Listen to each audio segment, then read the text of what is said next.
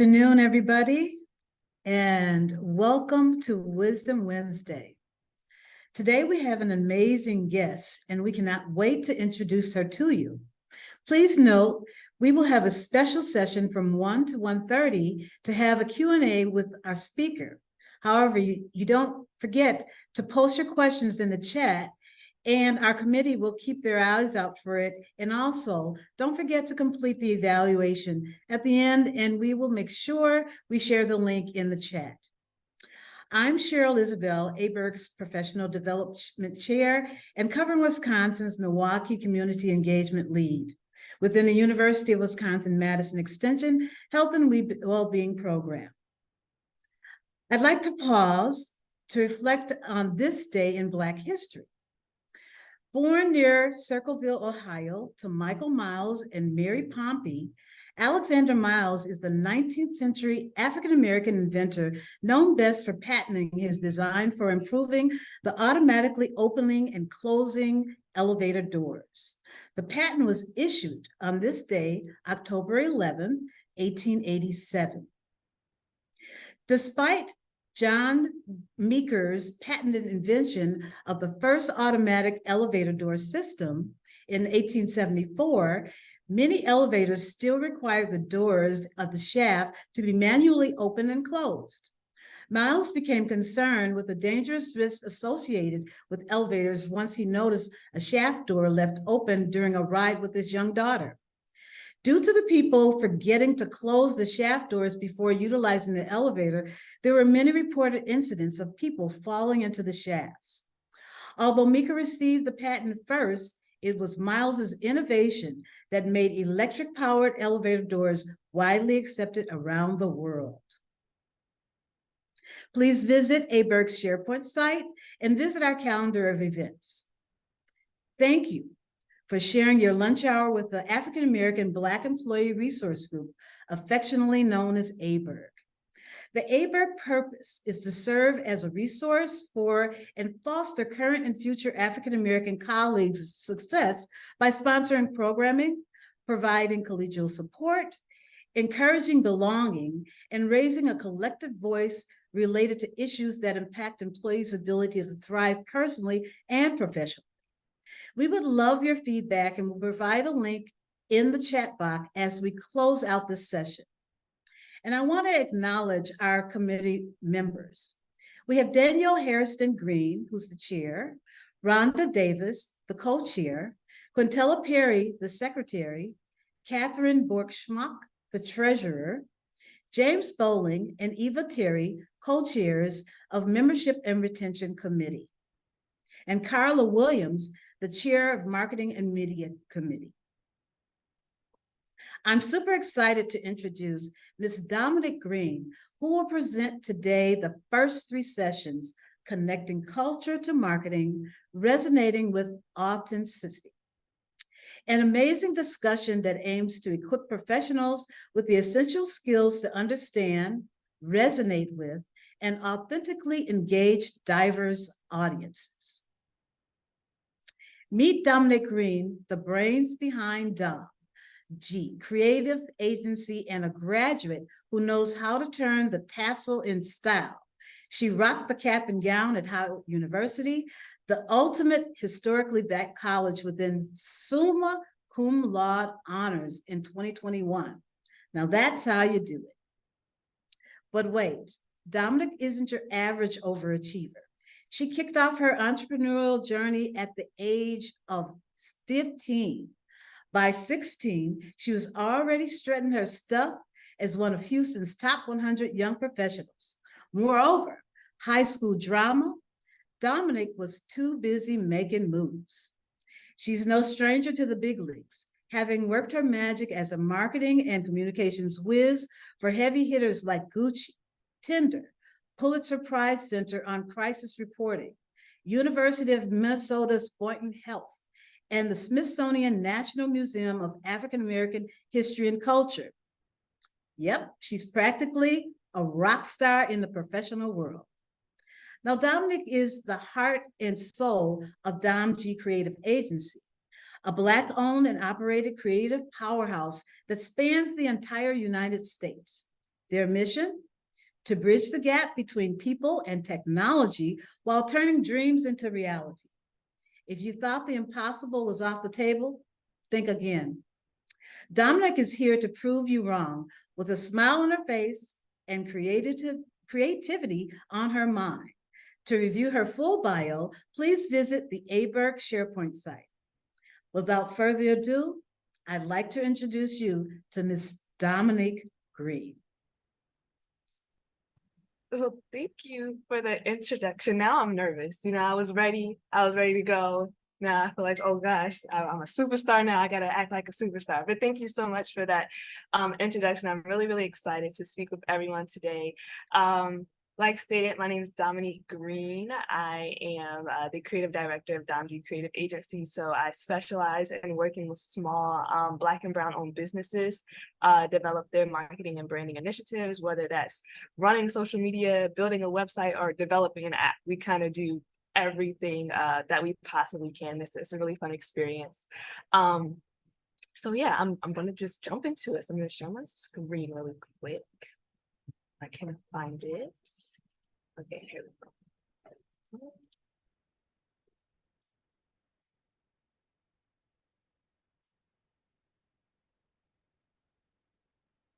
It's always Zooming. Me and Zoom just aren't really friends, honestly. Okay, cool. So before I start, if you guys see me like looking off to the left or something like that, I'm just looking at my notes.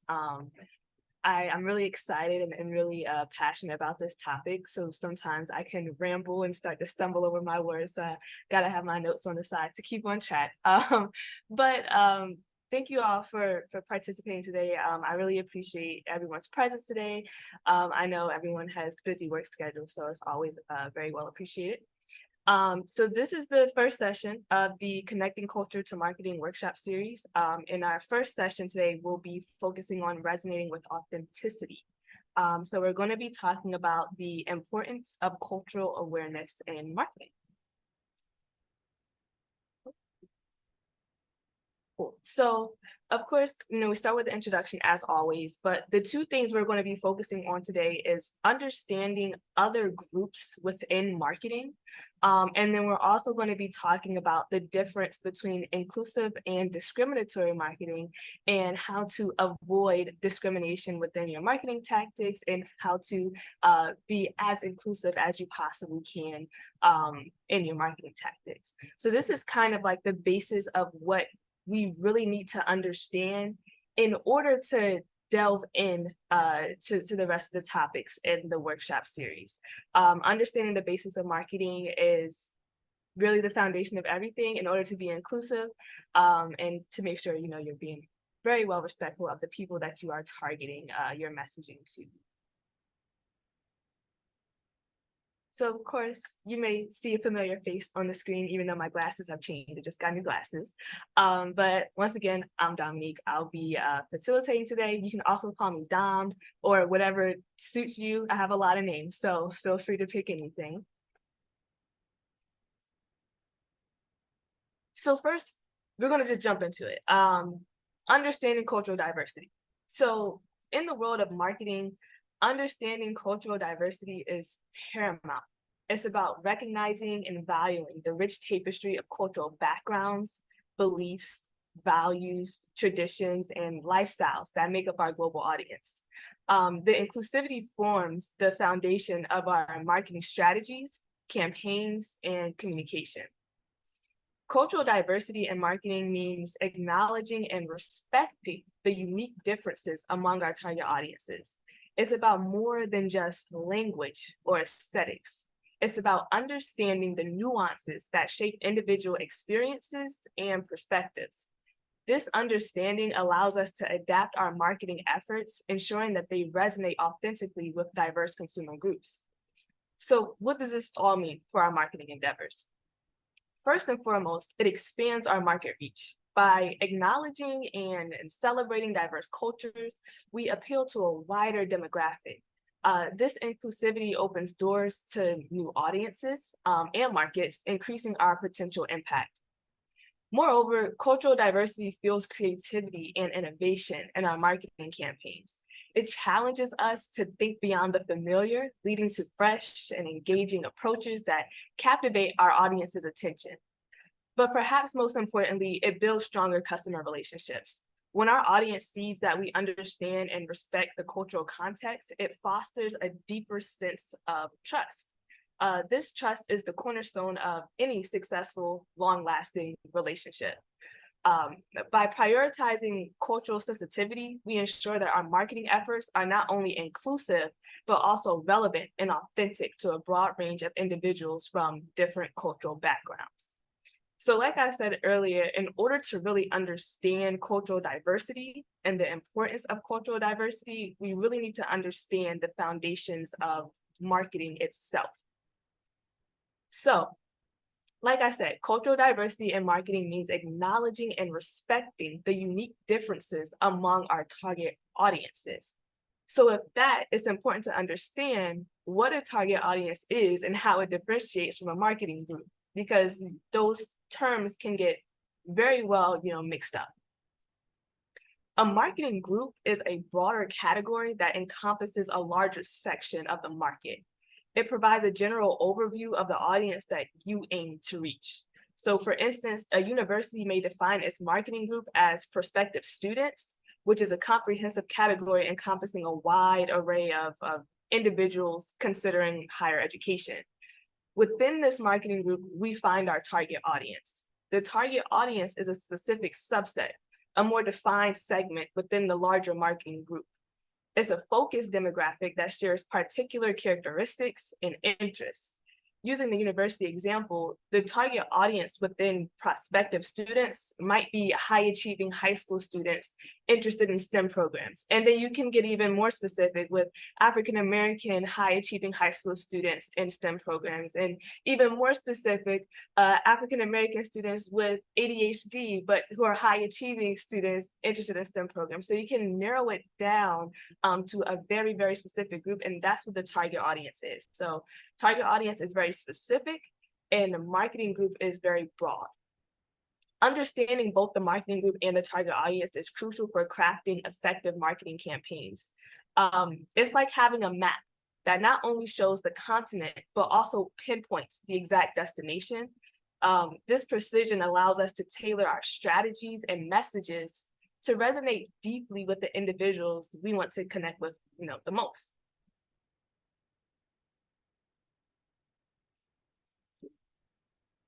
So let's look at UW-Madison, for example, which some of you may be familiar with. I don't know if you've ever heard of this school, but we're going to use UW-Madison as an example. So these are some of the marketing groups for the university. So we have prospective students. These are eager individuals considering UW-Madison for their higher education journey. Their needs and interests are a focal point for a lot of outreach efforts. We have parents and guardians. They are essential partners in a student's educational journey. Engaging and providing valuable information to this group is crucial for building a supportive community. Then we have the UW alumni. It's a vibrant network of graduates whose experiences and successes contribute to the university's legacy. Engaging alumni not only fosters a sense of pride, but also supports ongoing initiatives. And of course, there's a lot of marketing groups we have here. We have the current students, those who are, actively on the campus, actively providing or contributing to the university culture. We have faculty and staff that's keeping the university running. Donors and supporters who's keeping the university running from a financial perspective. So we have a lot of marketing groups that the university utilizes when they're doing their outreach and marketing efforts. Now, next, I want to delve into target audience, but I want to see if anybody, just drop it in the chat, if you want to, but can anybody define or think of a target audience that may be within one of these marketing groups at UW-Madison? I'll just throw another example out there with prospective students. Target audience could be high school students, showing interest in higher education. So can anybody just drop in the chat really quickly? What target audiences do you think could fall into one of these groups at UW-Madison? Yes, foreign and international students.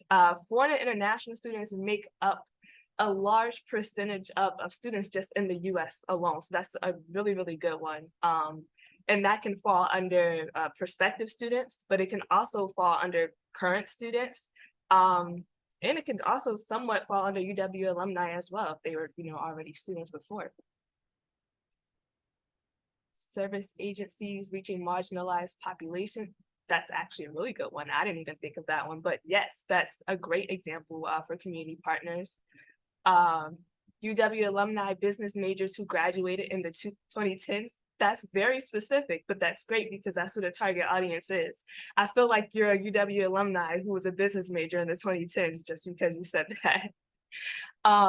First generation college students, yes, that's really, really an important one. That one falls heavily not only under current students, but also under parents and guardians. You have parents who were first generation college students who are able to give that experience to their students, but then you also have parents who don't have that higher education experience. So their child is the first generation college student. Alumni currently residing in Wisconsin, yep, that's a good one. Adults returning to higher education is a good one, and I think that target audience is often left out, unfortunately, but it is a very important target. Working professionals returning back to complete college degrees, yep. So these are all really good ones. I'm actually really glad that you guys have a great understanding of target audience. So my next slide is actually some of the target audiences that I thought of. So let's see here. For prospective students, we have dynamic range, including high school students, graduate students, transfer students. Each group brings its unique set of aspirations and needs, guiding our efforts and providing tailored information and support. Next, we have parents and guardians, where we distinguish between those supporting their first student in higher education and those without prior higher education experience. Recognizing these differences, helps us offer the right resources and guidance, not only to the parents, but to the students as well. And with UW alumni, we can segment this group based on the years of association with the university. So this includes those who graduated 5 years ago, a decade ago, and those who have been a part of the community for, over 15 years.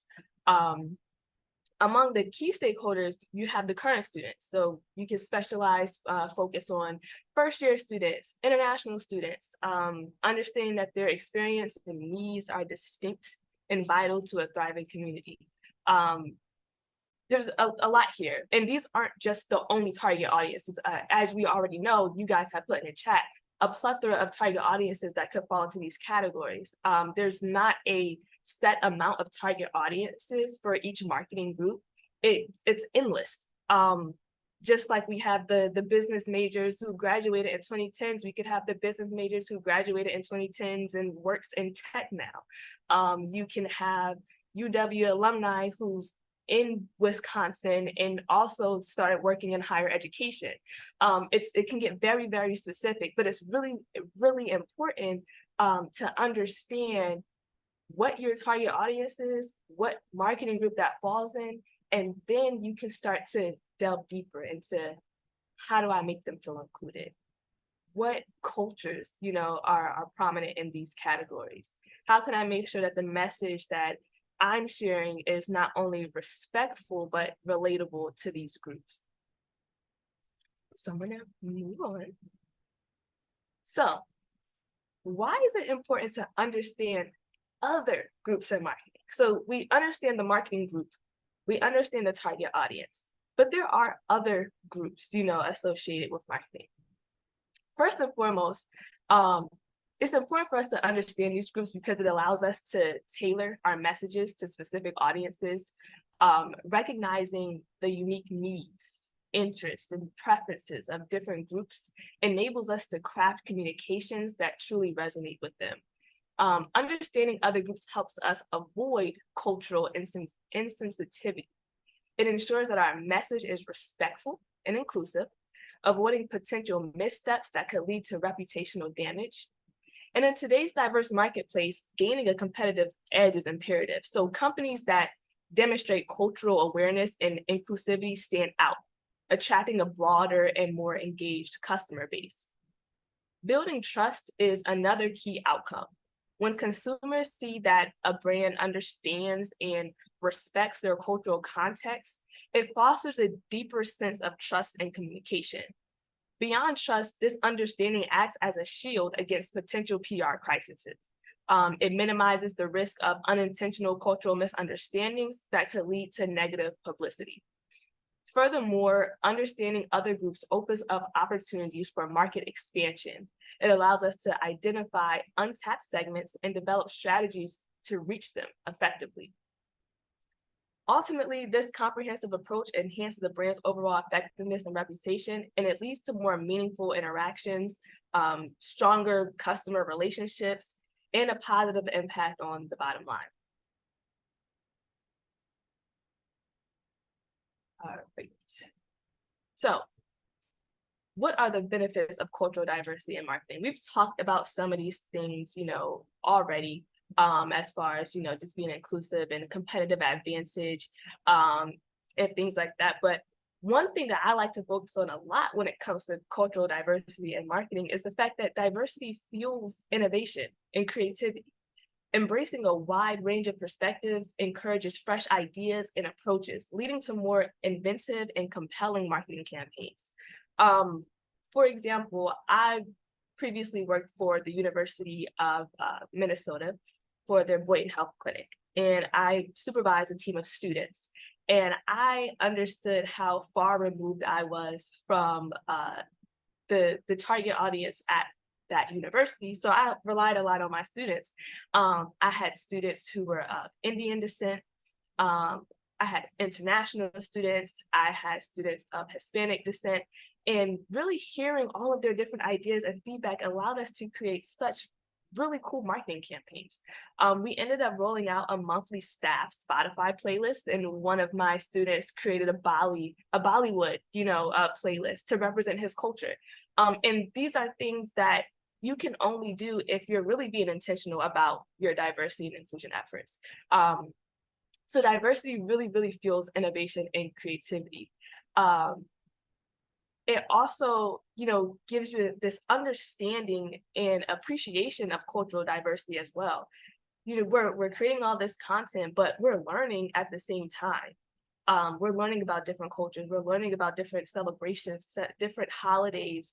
We're even learning about different religions. There's so much to learn when you're, being culturally diverse in your marketing efforts. And it's one of those things where you can't just be culturally diverse by creating an Instagram post. You have to be implementing those things on the back end as well. So going back to my example of the Bollywood playlist that was created by my student, it wouldn't have resonated very well with the rest of the Indian population on campus, because if I were to create that playlist, which I don't really know much about that, genre of music, that's not something that is highly, listened to in my family. But because I went to somebody who was of that culture and asked them to create that thing, it was more impactful and it was more beneficial. So that's me just doing a little ramble real quick, which is what I typically do. But these are just a couple of the benefits here. So before we delve in any further, because I really want to get into the cultural aspect of this, but I have to make sure that everybody understands the basics of what we're talking about before we delve in. So I'm going to ask Erin if you could please pull the poll up. It's only a 2-question poll, and yes, it's very, very brief. So there we go. So yeah, take your time. It's only 2 questions, multiple choice, and there's no trick questions. I'm not trying to trick anybody. But please feel free to answer with your best answers.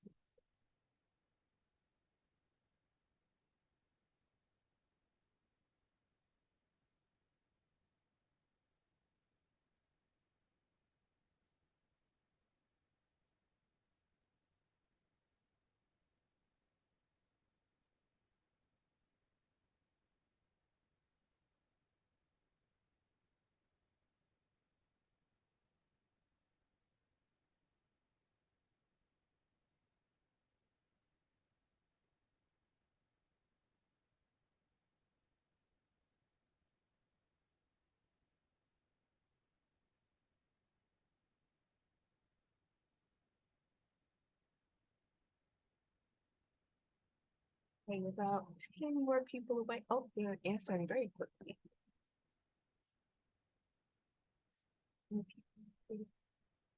I'll give it another 30 seconds before I end this poll.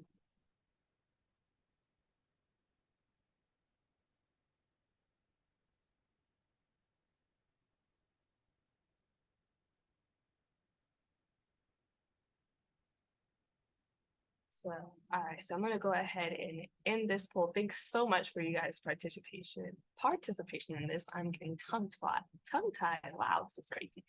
Okay, so here are results here. So I'm gonna go to the next slide, and we're gonna talk about these questions really quickly.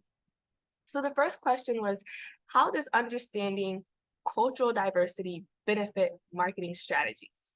And the answer to that, which most of you got, was B, by preventing potential PR crises and cultural insensitivity. A couple answered by limiting market reach to specific demographics. Not really, but thanks for that answer. I definitely understand why someone would pick that though. It might have been a bit of a tricky question there. The next one that was answered was by focusing on a one-size-fits-all approach to marketing. And there's never a one-size-fits-all approach to marketing. Unfortunately, we wish there was. You could just do one thing and it resonates with everyone and it works great and you sell out of all your products and you get 1,000 people to register for your event with that one message. But unfortunately, that's not how that works. Everything has to be tailored to who you're reaching. The second question was, let me change my slide. Why is it important to distinguish between a marketing group and a target audience? And it was 100% correct answers. So round of applause, everyone. But it ensures that messages are tailored to specific audience segments. I don't even have to explain that one there because you all got it right, so you all understand it. So thank you so much for participating in my quick poll there. But I just wanted to gauge, everyone's understanding so that we can now talk about those other groups in marketing and really start talking about the cultural effects there.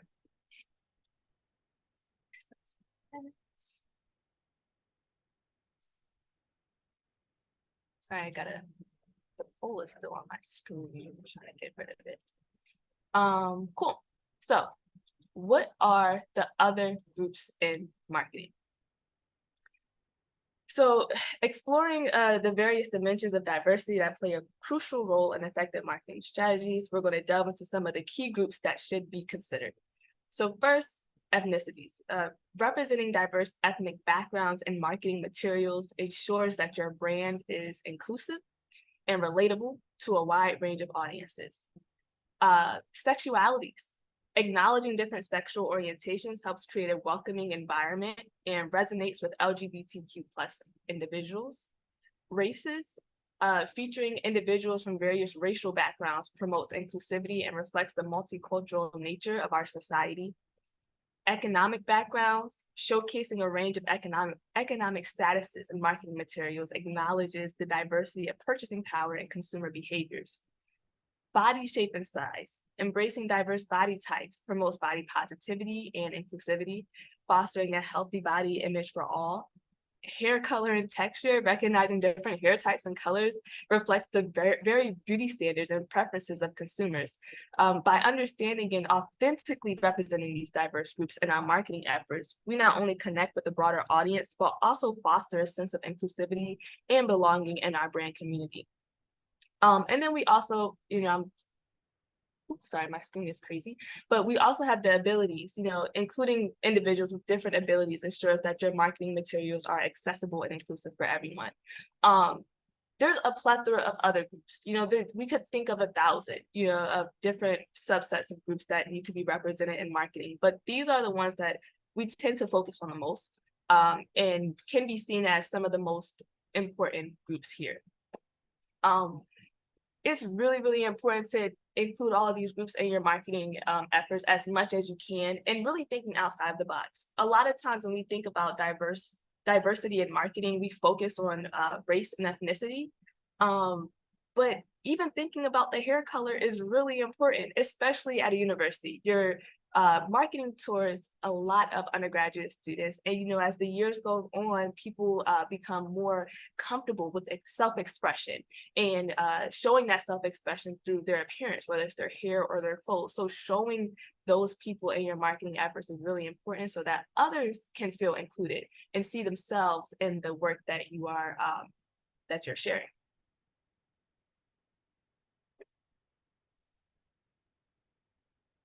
So now we're going to delve into discriminatory versus inclusive marketing. This is never really, I think inclusive marketing is fun to talk about, but discriminatory marketing is never really a fun topic, unfortunately. But this is something that we have to discuss in order to really understand cultural awareness.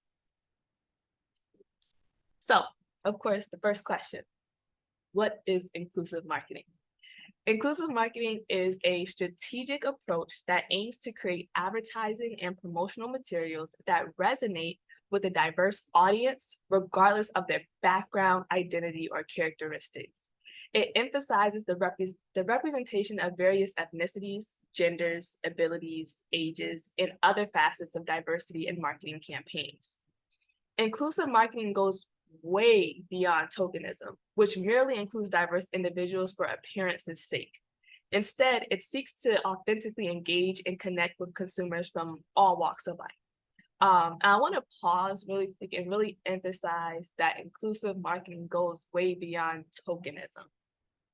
This is something that students experience a lot, especially students of color, the tokenism piece, where they're only being asked to be a part of something because of how they look, you know, not really considering them as a person and how they could impact that marketing and strategic campaign. Just solely using them as a token is something that we really, really want to avoid in all marketing, whether it's with students, whether it's with faculty and staff, whether it's with community partners, with alumni.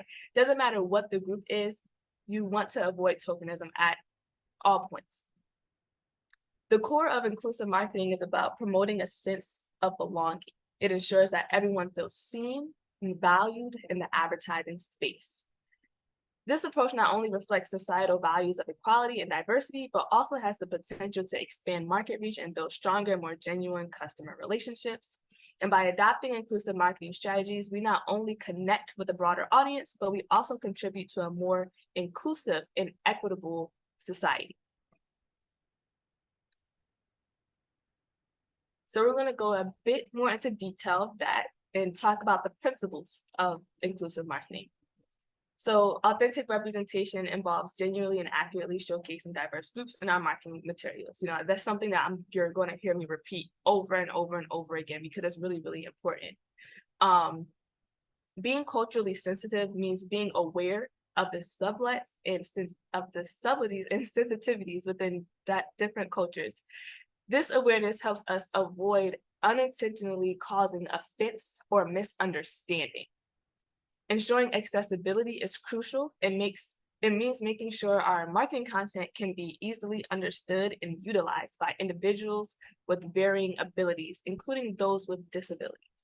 And sometimes disabilities aren't just a physical thing, you know, we have mental disabilities as well. So it's just really important if we are creating a campaign around ADHD, that we're utilizing people who actually experience that. And even though from the outside looking in, you know, I wouldn't be able to tell that the person in this picture has ADHD.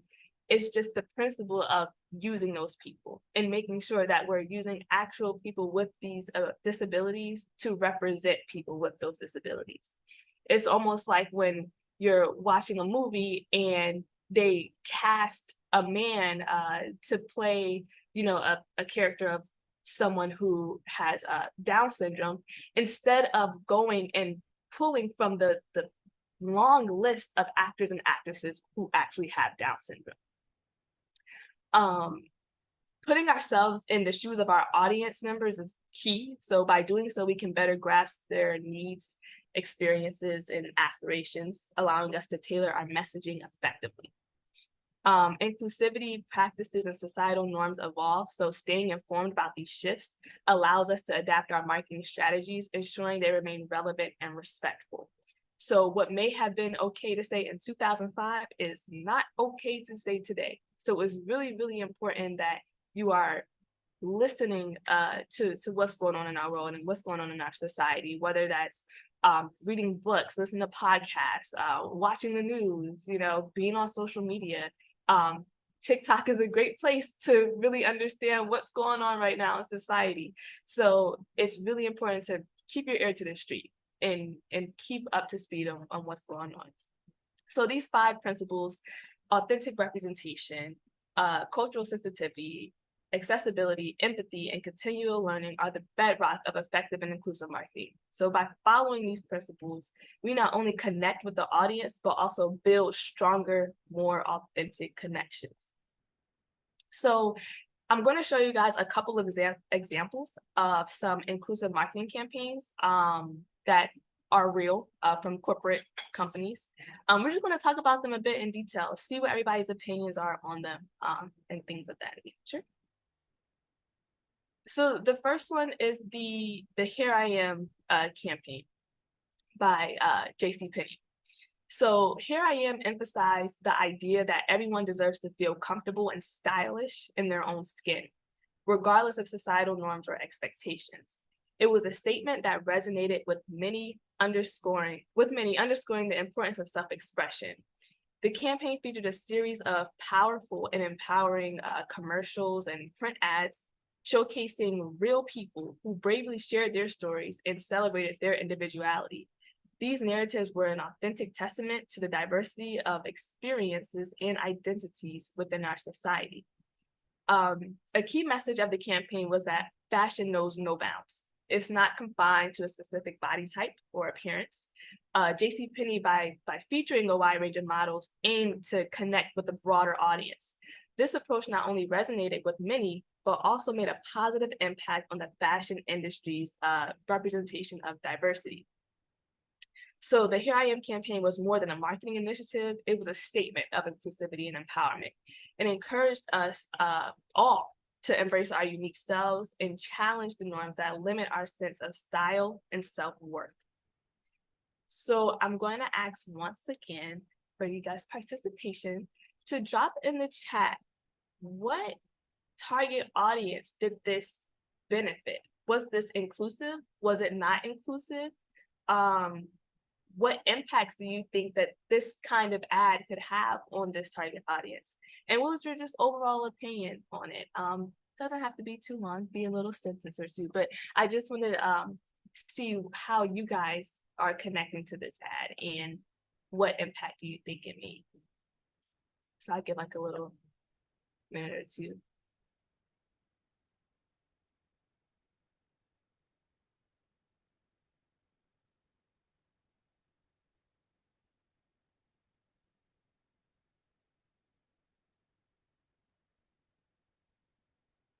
Exactly. Different body shapes, hair color, ethnicities, connectivity. Absolutely. These are very, very great, great answers here.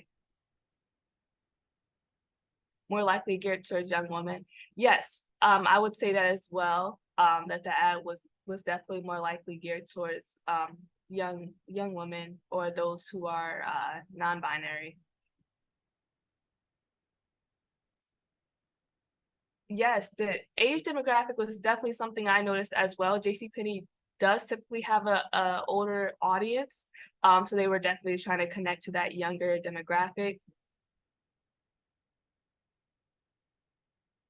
Yep, sharing their careers. I didn't even see the tape measure. So there's like so many things, that can be pointed out with these. It speaks to young women struggling with self-expression. Yes.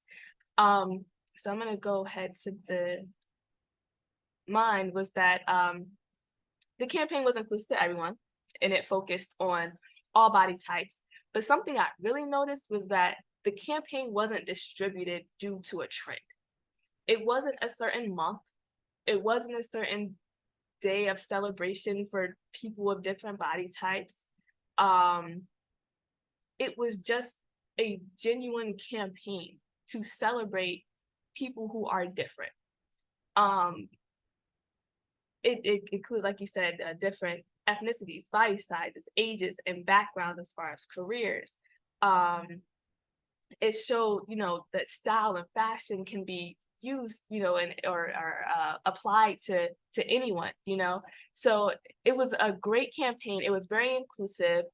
It showed that JCPenney really was dedicated, or is dedicated, to diversity and inclusion efforts within their target audience. Using I'm sorry, I'm reading these comments. What about using non-English language to reach non-English speaking audiences? Using non-English language. Yeah, I mean, so there has been, I'm not sure if this was implemented for this specific campaign, but sometimes you can, if you're watching a campaign video on YouTube, and you go to the caption section, or you go to the translation section, they'll have the videos available in a variety of different languages. And those are companies that really take their time to make sure that their content can be used or seen by anybody. Or even if you go to a website, sometimes people build websites around their marketing campaigns. They'll have it set up so that there's translation automatically available in the website, and not how I know you can go to a website and just click translate, but sometimes when you do that, it's just using Google Translate. But some marketing campaigns will actually have someone go in on the back end and rewrite every single piece of content on there in different languages, so that it can be utilized. But that would be a great thing to see, like, for all companies to do, making it accessible as far as, the language being utilized. Cool. So the next one, we're going to talk about the importance of inclusivity in marketing. And I'm not going to delve too deep into this because I've been kind of restating this over and over again, what the importance is. But, preventing PR crisis, demonstrating social responsibility is a really big one, and building trust and connection. That ad, the reason why I placed this here is because I felt like that ad really encompassed all these things. As far as the importance of inclusivity in marketing, it was diverse. You feel connected no matter who you are. You felt connected to that type of advertisement. It reached so many people because it was reaching people of different body sizes, different backgrounds, different ethnicities, different hair colors, all that types of stuff. And of course, it prevented a PR crisis because it wasn't offensive. So just wanted to reiterate that there. But I do have another ad example that I want to share, and it's called On My Mom's Table. So this was an ad with Kellogg. So Kellogg has long held a special place as a breakfast item for Latina mothers, both in Mexico and the United States. So recognizing that relationship, Kellogg's embarked on a campaign that celebrated and honored this profound emotional bond. So Kellogg's took deliberate steps to ensure that the creative team and talent behind this campaign were of Hispanic heritage. This decision was pivotal in ensuring that the campaign was authentically rooted in the cultural experiences and perspectives of the target audience. Additionally, Kellogg's fostered a collaborative environment where feedback was not only encouraged, but welcome. This collaborative approach allowed for a diversity of voices to contribute, ultimately shaping a narrative that was rich, meaningful, and resonant. The campaign stands as a testament to the brand's commitment to inclusivity and cultural authenticity. By involving Hispanic talent and creating a space for open collaboration, Kellogg's not only honored a cherished relationship, but also created a campaign that genuinely connects on a profound level. And I wanted to go back to Edwin's comment about, using non-English language to reach non-English speaking audiences. This is an ad that definitely did that. I wish that there was a higher quality video that I was able to share to show the actual commercial. but the commercial started off with them saying the Spanish name of the cereal and then the English name of the cereal for each one that the Latina community liked a lot. And it was, outside of that, it was completely Spanish speaking, but they did have alternate versions of the video where it was English speaking. And even in the video itself, it had people from different places, in America who were Spanish speaking. I mean, not in America, in the world, that were Spanish speaking represented in this video. And it was really interesting to also read that the team that put this video together were also of Hispanic and Latina descent. So going back to what I said earlier about making that Bollywood playlist, if I made that playlist, it would not have connected with the target audience very well. But because they had people who were Hispanic putting this together for other people who are Hispanic, it made the advertisement that much more impactful. So my opinion on it was that the campaign was inclusive to the Latina community. It showed gratitude to the Latina community's connection with Kellogg, and it also included that all Latina team to create this advertisement. So this was a really good example of what inclusive marketing is and what it should be and what it should always look like. It should look like diversity, not only on the outside looking in, but also from the inside looking out. So that was, that was fun. We like talking about inclusive marketing. It's a great conversation to have, but of course, we do have to talk about discriminatory marketing. So also referred to as exclusionary marketing, it encompasses practices that purposefully or inadvertently target or exclude particular groups based on characteristics such as race, gender, ethnicity, age, religion, disability, or other protected attributes. This form of marketing can have significant implications and may perpetuate harmful stereotypes, reinforce biases, and even create a substantial barrier for individuals or communities. It's crucial to recognize that various attributes such as race, gender, and disability status are legally protected. Discriminatory marketing not only raises ethical concerns, but can also lead to legal consequences. To uphold the principles of ethical marketing, it's imperative to avoid practices that marginalize or exclude any group based on their characteristic. Instead, our aim should be to promote inclusivity, diversity, and respect in all marketing endeavors. Discriminatory marketing stands as a stark reminder of the ethical responsibilities we bear in our professions. Doesn't matter if you work in marketing and communications, if you work in HR, if you work in just general administration, doesn't matter if you work in the finance department. It is our ethical responsibility to make sure that we are not being discriminatory in anything that we do. So by fostering inclusivity and rejecting exclusionary practices, we contribute to a more equitable and just marketing landscape.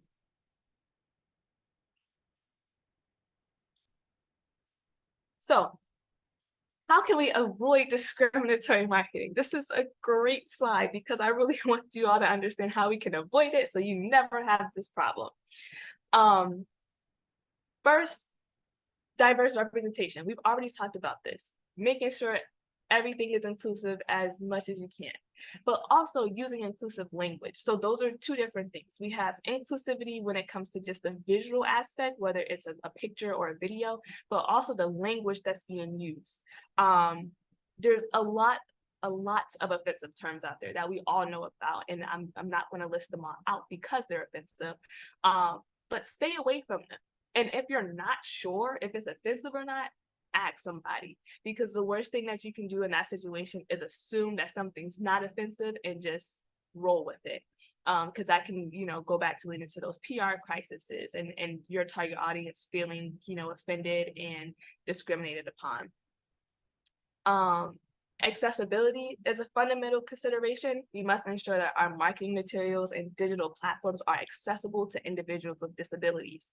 One of the things that I pride myself the most on when it comes to working with my clients at my business is that my business has a Wix accessibility certification, which basically means that we are certified in making accessible websites, whether it's someone who cannot see that well, is hard of hearing, or they have limited mobility.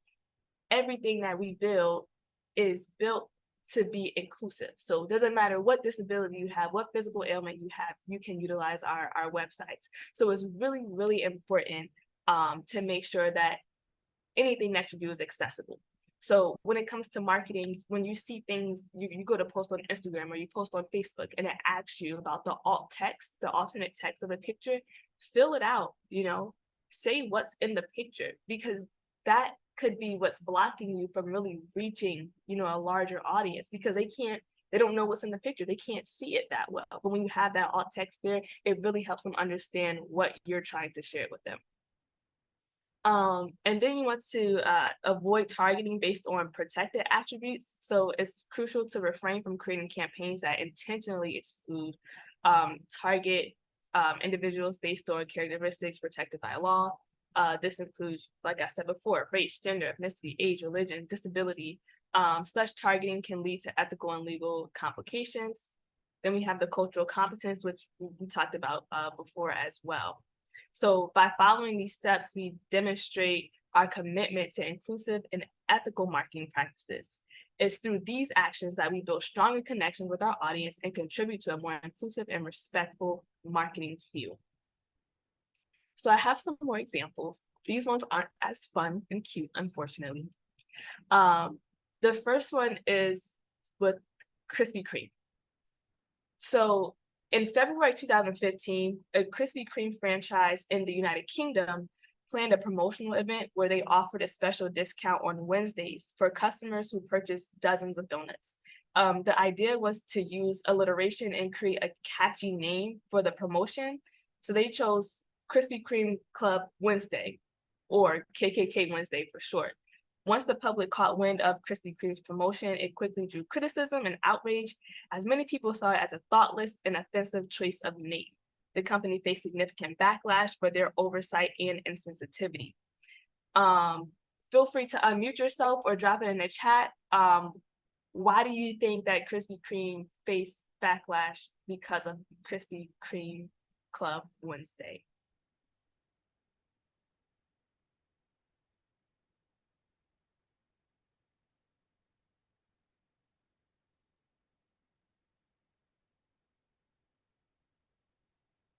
So Domonique, not sure if they were just trying to be cute, or if they truly were ignorant, or if that was actually on purpose. Sometimes it can be hard to tell. Mm-hmm. Sometimes it really can. I will say sometimes the excuse, especially for this marketing campaign, is, oh, we're based in the United Kingdom and we didn't know.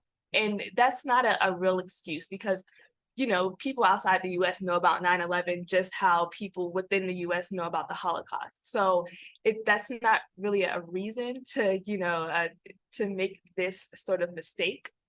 And especially when you see it written out for the first time, like, you can say, oh, like that's probably an issue. But yeah, I mean, of course, from their perspective, they're going to say that this was an accident and they didn't mean for that to happen. But from the outside looking in, it can seem very intentional. Let's see. Cheryl says it could be interpreted as a message from or to hate groups. True. Jonathan says ignorance or intention. When something like this happens, it's hard to know which it is, but ultimately it doesn't matter because it's unacceptable. Absolutely. That's exactly how I feel. Doesn't matter what the intention was, it's offensive. So there was something that really caught my eye about this. Of course, the KKK portion obviously caught my eye. But the other thing that caught my eye was that this was in February, which is Black History Month.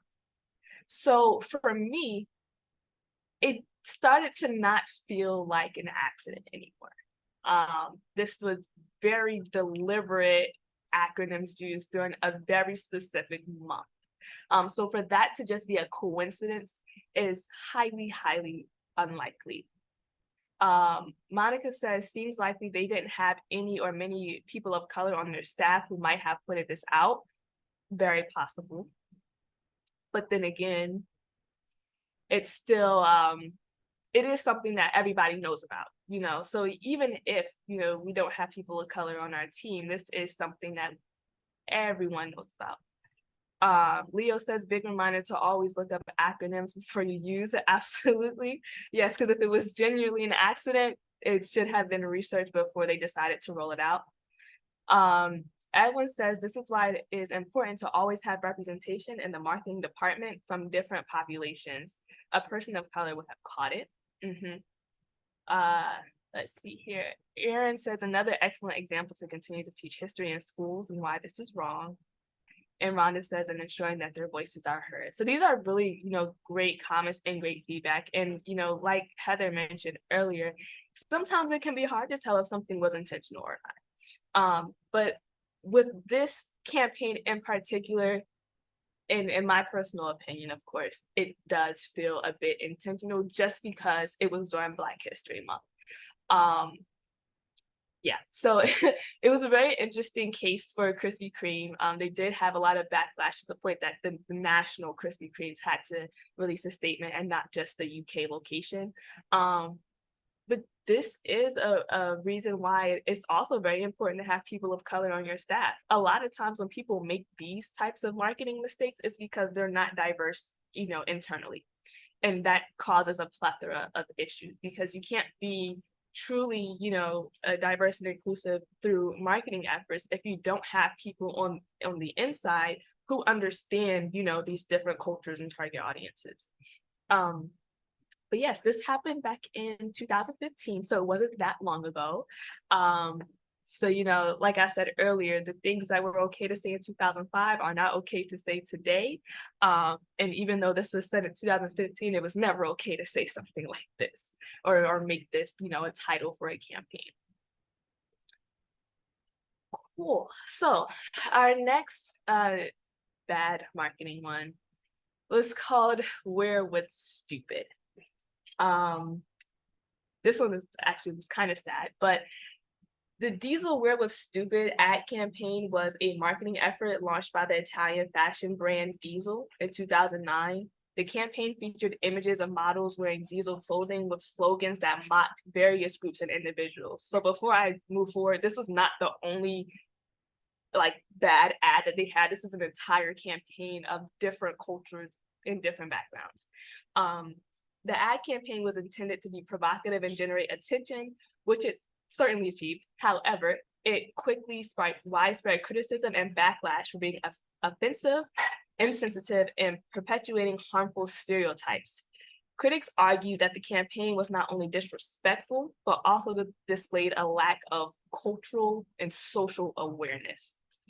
So I'm pretty sure you guys can already tell, you know, what the issue was with this, but please feel free to drop in the chat or unmute yourself to say what the problem was with this.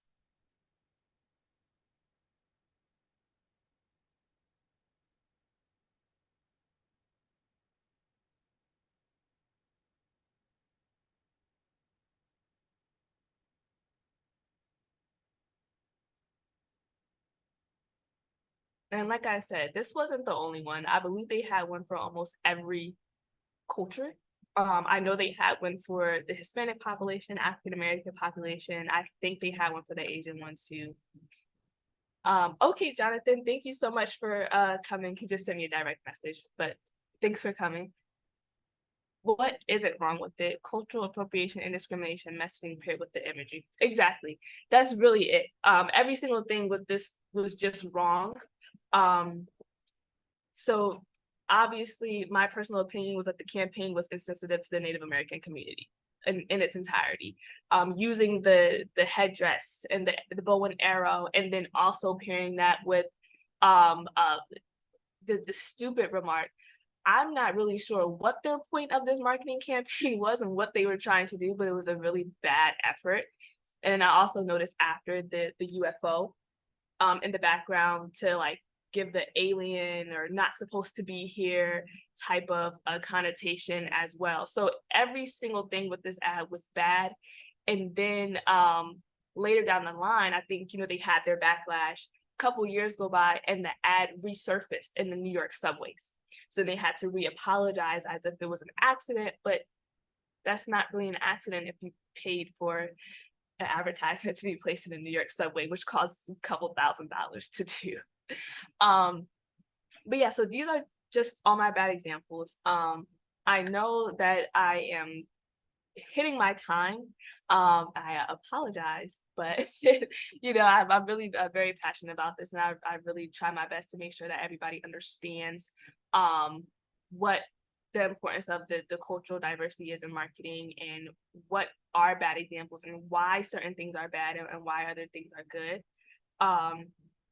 I do have some more slides with this, but I think I'm going to pause here and leave some time for questions, and I will share the remaining scenarios that I have next week in next week's session. We'll start off with that.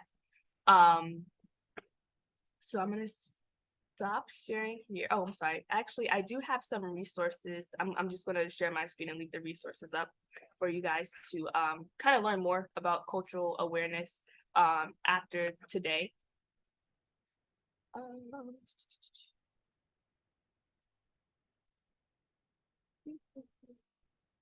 Okay, I'm gonna reshare this, but of course, I did want to leave time for questions. So if you guys have any questions, feel free. If there's any scenarios that you guys found yourself in that you aren't too sure about, feel free to ask. I'm a talker, as you can tell, so I'm here to answer any questions you guys may have about this topic. Well, thank you so much, Ms. Domonique Green, for spending this amazing hour with us.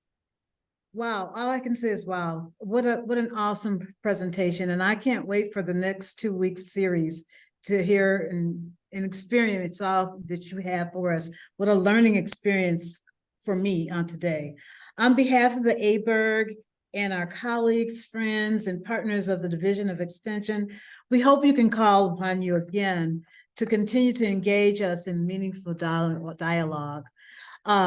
Please remember, as a reminder, you can find Ms. Domonique Green's full bio and recording in today's session, and can be found only on the SharePoint site. We hope that you have enjoyed yourself and will return for our Wisdom Wednesday series, which will resume next week.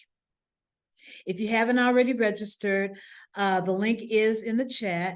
And just thank you again to everyone who joined this live discussion today, and to those of you who will be watching the recording. Thank you for taking the time to watch this phenomenal discussion.